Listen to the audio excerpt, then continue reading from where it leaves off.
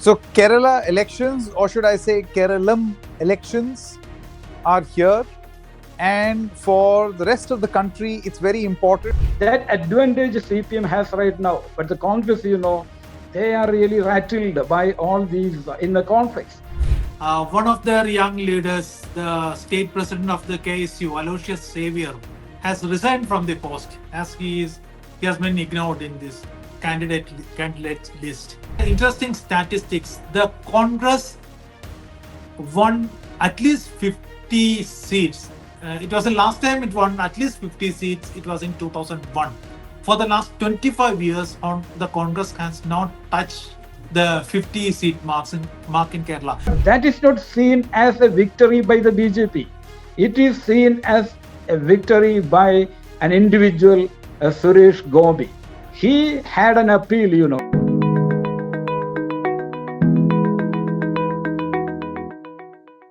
So Kerala elections, or should I say Keralam elections, are here. And for the rest of the country, it's very important to know and not forget the identity of this state in the middle of a Assam election or a West Bengal election or a Tamil Nadu election. This election is also equally important, and let us understand, let the rest of the country understand why we are saying it is important. I have with me Mr. K.A. Johnny, Senior News Editor of Mathrubhumi, and Mr. Rajiv of TheFederal. Thank you very much to the two of you, gentlemen, for helping us understand the importance and significance of this election. Mr. Rajiv, I want to come to you first and understand from you the absolute basics. Keralam 101. If I were to ask you how many seats in contest, the nature of these elections, cyclical or otherwise, is this going to be an existential battle for the left? The floor is yours. So thank you, Sanket and Johnny. The thing is, we can say institutionalized anti-incumbency was the character of Kerala electorate for until 2016, when Pinarayi Vijayan came to power for the first time, and he repeated the victory in 2021. That too with a thumping majority, even after losing the Lok Sabha election in 2019 with a huge margin. But as far as Kerala is concerned, Kerala has 140 assembly constituencies, and it is fought between two fronts. It's not a bipolar this thing, as we say in the textbooks. It's not a two party or two party system. It's the fight was between two fronts, two alliances, and now a third entrant is knocking the doors. They haven't made the proper inroads into the assembly, even though they managed to win a seat. I'm talking about the NDA. They managed to win a single seat in 2016, but they lost it in 2021.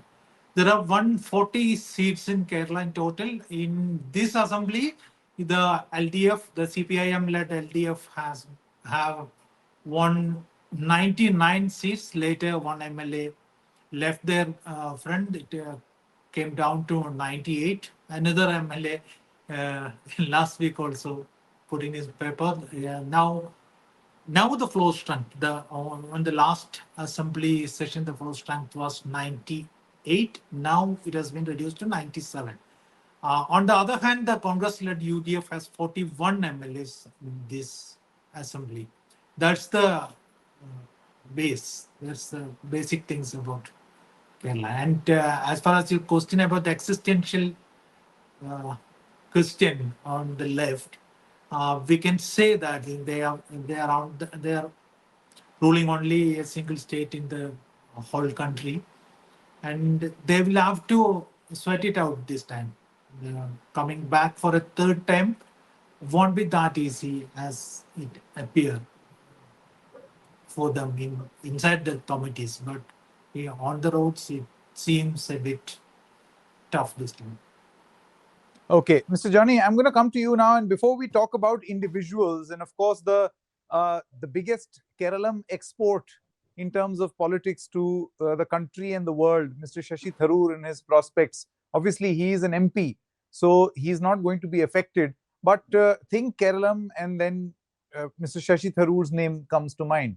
By extension, his party, his association with his party, and how that is panning out. But Mr. Johnny, your initial reflection of this poll, this election, and who stands where? Yeah, good afternoon, Sanket and Rajiv. I think this election is quite decisive for both the CPM and the Congress. As Rajiv pointed out, it's an existential battle for both these parties. It is not that decisive for the BJP or the NDA because they know that at best they will be getting 1 or 2 seats only. Last election, they didn't score anywhere in Kerala. For the Congress, it's really an existential battle. It's a do or die because for the last 10 years, they were out of power. And if they're going to lose this time also, then that will be the doom day for them. So they are fighting it out. But the interesting scenario right now is that the final list of Congress candidates that has not yet been out in the public. So the inner conflicts, the way some of the top leaders within the Kerala party, the way they are quarreling and rebelling, revolting, that has really put the Congress in a very, very tight spot because they have had the advantage initially, the strong anti-incumbency factor against the current Pinarayi government. That should have worked clearly. That was clearly advantageous to the Congress party. But when the leaders, quarrel one another, and when the sitting MPs are bargaining, and when they want to contest in the coming assembly elections, the High Command itself is finding it very difficult to handle the situation. And these inner quarrels, I think that will be handy, that will come handy to the CPM because CPM has a very, very centralized command mechanism right now. Pinarayi Vijayan, the CM, he's the one and only voice that is relevant within the CPM. So he's the leader and his voice is heard by all and nobody questions Mr. Pinarayi Vijayan. That advantage CPM has right now. But the Congress, they are really rattled by all these inner conflicts. So the Congress High Command must take care of it. And Mr. K.C. Venugopal, who is in charge of the organization within the Congress, I think he is proving himself to be really a disappointment. Okay, Mr. Johnny's assessment is that this was the Congress party's election to lose. They could, in fact, had they worked effectively, or should they work effectively, they can win. But if they lose, it will be because of their own doing and infighting. Mr. Rajiv, do you feel that this is a disease which plagues the Congress everywhere? You look at state after state, and I'm looking at a national picture, and it stems out of bad leadership. The recent example is also the Rajya Sabha elections. Look at how there were defections that happened from the Congress party of cross-voting during the Rajya Sabha elections, and the party did not have any idea. So do you think this is nothing but an extension? Sanket, as we speak, I'm just getting a text from a Congress leader saying that one of their young leaders, the state president of the KSU, Aloysius Xavier, has resigned from the post as he has been ignored in this candidate list. From today morning, the senior Congress leader from Kerala, K. Sudhakaran, who had been the KPCC president for long, he is in Delhi now. He was insisting that he being fielded from the Kannur constituency, and he was mulling over to float his own party this morning. And later, after the intervention of A.K. Antony and Ramesh Chennithala, the Congress High Command, whoever that be, K.C. Venugopal, Rahul Gandhi, Priyanka, whoever that be, they have decided to field him. Now, another MP, the sitting convener of the UDF, Adur Prakash, he has demanded a seat from Komi, and he is pushing for that now. This is happening all across the organization of Congress in Kerala right now, right at this moment, and they are reeling, actually. And this is going to be a big problem for the party. Even if the high command can manage the situation somehow at this juncture, this could affect their prospects. Actually, as Johnny rightly pointed out, there has been anti-incumbency in Kerala before these elections were declared, but now things are seeming that the Congress is not able to cash on it or not able to take that advantage because of the infighting the party. And as you pointed out, it's the story of the Congress. They are always like that. They can come back from that. That's also a point. So let's hope. Let's hope, in their point of view, they better they come back from this crisis rather quickly, because we have only got 3 weeks for the campaigning, as the Yeah. polling is scheduled for 9th of April. And the last date for nomination, I think it is It 23rd. is Monday, So only coming just, Monday, yeah, 23rd. only just 4 days. And Yeah. Sunday being a holiday, practically it comes down to 3 days, I think. Not only So Sunday, tomorrow also is a holiday. Tomorrow is the Eid al-Fitr. So yeah. That is it. So what Congress is doing, it's really baffling, and we just don't understand, because they have not been in power for the last 10 years. So they should have made meticulous plans, to face this election, to tackle the problems. But they have not been able to do it. And they are now trying really hard to finalize the candidates list, and what message they are sending across the state. It's really mind-boggling. But gentlemen, one by one, I want to ask you something. Is infighting and rebellion, pre-election infighting and pre-election rebellion, unique to the Congress?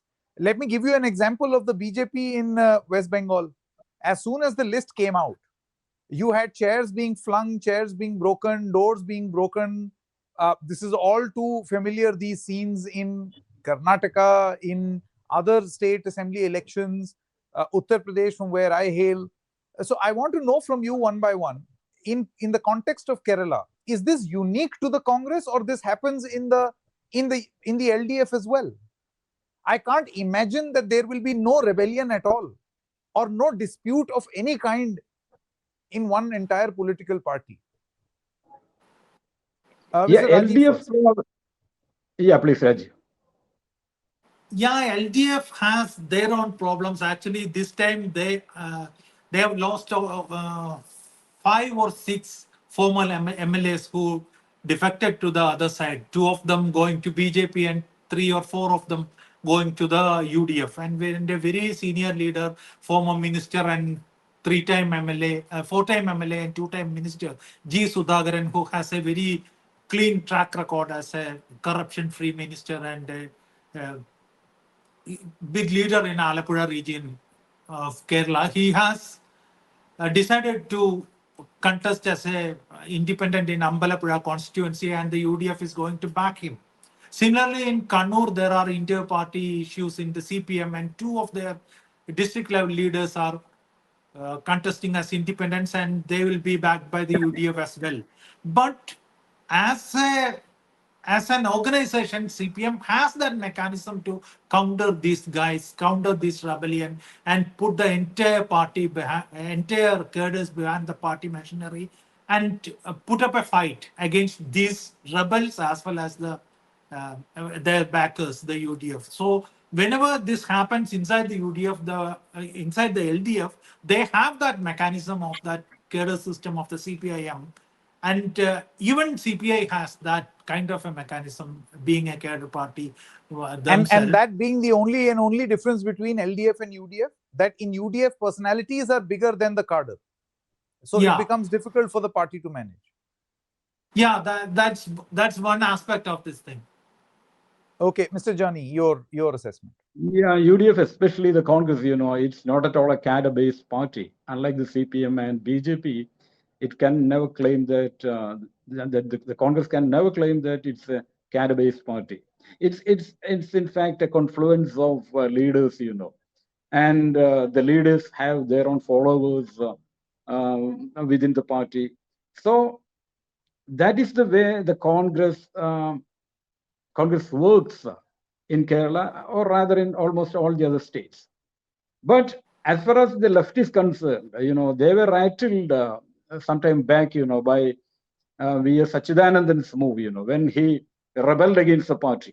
So that was in 2006. There was a revolt by V.S. Sachidanandan, because the party leadership thought that he shouldn't contest, and V.S. was denied a seat.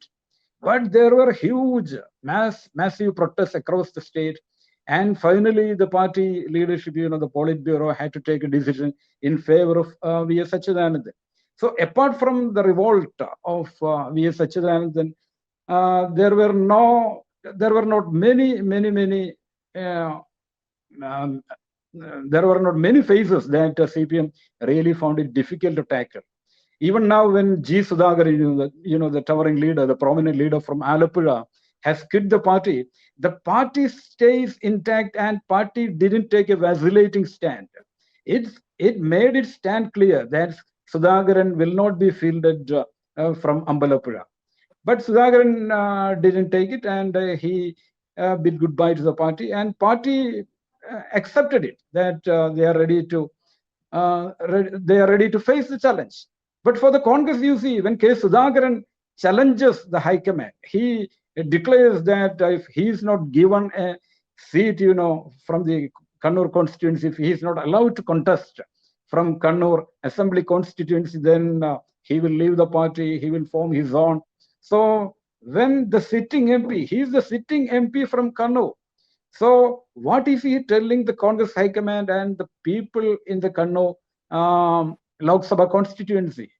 Because the people selected him, people elected him in 2024, just 2 years back, as their representative from the Kannur Lok Sabha constituency. Now he sees an opportunity to become a minister if the UDF wins in the upcoming assembly election. So he doesn't want to be a mere MP.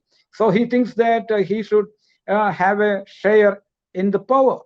That is why he is making this demand for the Kannur Assembly constituency. And finally, the High Command has yielded, because I think that the information is that Ramesh Chennithala and A.K. Antony, they have convinced the High Command that if Sudhakaran leaves, if he is not fielded from Kannur constituency, then the party will suffer heavy damages. The party will suffer heavily in the assembly elections. But I think there is a popular feeling, there is a mood among the people across the state that the Congress shouldn't yield to such bargaining strategies from these leaders. But unfortunately, the Congress High Command has finally yielded to the pressure tactics of K. Sudhakaran. And now, as Rajiv pointed out, Adu Prakash is making his own demands. Then there are other Congress leaders who also want to get into the arena of this assembly election. So the Congress is finally finding itself in a tight corner. And this is really what the CPM has been waiting for. The anti-incumbency factor, the strong sentiments against the Pinarayi government. CPM was really worried about these things. But now they think that the inner conflicts of the Congress, they will help them in the coming days. And they will definitely make mileage out of this politically. No doubt about it. Now, Mr. Rajiv and Mr. Johnny, one by one, just want to ask you about the Bharatiya Janata Party as well. You see, while you two may conclude that they are not a strong player or a player at all in Kerala politics, but you keep seeing them throwing their hat in the ring, especially in states where they've not done well, and they've seen good results in the Northeast. They've seen they are a formidable opponent in West Bengal as well. Realistically speaking, Mr. Rajiv, do you feel the BJP upping its game a little? Maybe not a shot at power, but slowly expanding their base. obviously BJP is slowly expanding its reach. That's for sure. From 2014, we can take the period of the last 10 or 12 years. In 2024, they were around 11% of votes, less than 11% of votes. They slowly, gradually, slowly and steadily, they started building their uh, vote share up. And in 2024 Lok Sabha election, it almost touched the 20% mark. But after 2024, after barely a year, in the last local self-government elections, their vote share dropped to 14.5, 15% again. So they are bit inconsistent in this process, but they can say they have won the Thiruvananthapuram corporation this time in the LHDT election. It has the territorial and regional issues, but they they are focusing on at least 10 or 11 constituencies this time, and where they have a real chance of winning or uh, getting into the second position. As far as the 2024 Lok Sabha elections are concerned, we can take the assemblies voting of the assemblies segments. We can see in 18 to 21 assembly segments, BJP came first, and in 30 odd constituencies, they were in second position. So they thought they had a really good chance to convert this into assembly seats this time. But as far as the pattern of the voting cycle of Kerala goes, the voting to the Lok Sabha is entirely different from voting to the assembly and the local polls. As many psephologists have rightly pointed out, the Kerala has a tendency, the Kerala voters have a tendency to vote to the left front when it comes to assembly votes, especially after 2006. There's a interesting statistics. The Congress won at least 50 seats. It was the last time it won at least 50 seats. It was in 2001. For the last 25 years, the Congress has not touched the 50 seat mark in Kerala. Even though they came to power in 2011, they didn't get the seats they were expecting to. In 2011, the UDF got only 72 seats, just 2 seats ahead of that majority mark, the magic number, I want to say. So there's a tendency in Kerala, even after that tendency has doubled after the delimitation of 2011, 28, delimitation happened in 28 and 2008, and from 2011 onwards, the CPM has a well 50 plus seats. They can always win. They have that numbers in their bank. So that's how they have managed to come back after 2016 and 2020, after 2016 in 2021. Right. So the voting pattern, the voting cycle in Kerala has been changing. So they cannot see BJP coming as a major power this time, but obviously they are bettering their numbers. That's for sure. Mr. Johnny, your assessment about the BJP? Yeah, I think the BJP leadership knows it very, very clearly that they are ready for a long-term battle, you know. They know it for sure that they won't get a share in the power in the near future. So their strategy is very, very clear that they would like to get into the vote bank of both the CPM and the Congress, especially into the Hindu vote bank of both these parties. One of the major hurdles that BJP has been facing in Kerala is that unlike in the other states, in Karnataka, in Tamil Nadu, or in Bihar, you know, where they have thrived on the shoulders of a major ally. For example, they have had a tie-up with JDS, JDU, then Shiva Sena, and also BJD in Odisha. You know, wherever they got that opportunity to have an alliance with a major regional party, then the BJP BJP saw to it that they would assimilate, absorb, and then annihilate the regional party. That has been the policy, the theory practiced very much by both the RSS and BJP. But in Kerala, unfortunately, they couldn't find a major ally because both the CPM and Congress, by default, they have been against any kind of tie-up with the BJP. And the other major parties, the Muslim League, the Kerala Congress. So they don't want to be in the company of the Saffron Party. And now they have got an ally in Kerala, BDJS, the Bharat Dharma Janasena, and they hope that they could get into the Hindu vote bank through the layers of this Bharat Dharma Janasena. But anyway, I think BJP has been preparing the ground in Kerala very systematically, and they have their plans ready for the future. So once they find a chance, once they find it that they could weaken the CPM and the Congress, then the BJP would definitely go for that. But as of now, their plan is that they should get into the assembly at least. Their presence should be felt in the corridors of the assembly. So in 2016, anyway, they could win from Neyamam constituency, but that was an aberration. It was not a rule, That was only an aberration, and sometimes, the exceptions only prove the rule. And in 2021, they lost it. And in 2024 Lok Sabha elections, they could win from Thrissur constituency, but that is not seen as a victory by the BJP. It is seen as a victory by an individual, Suresh Gopi.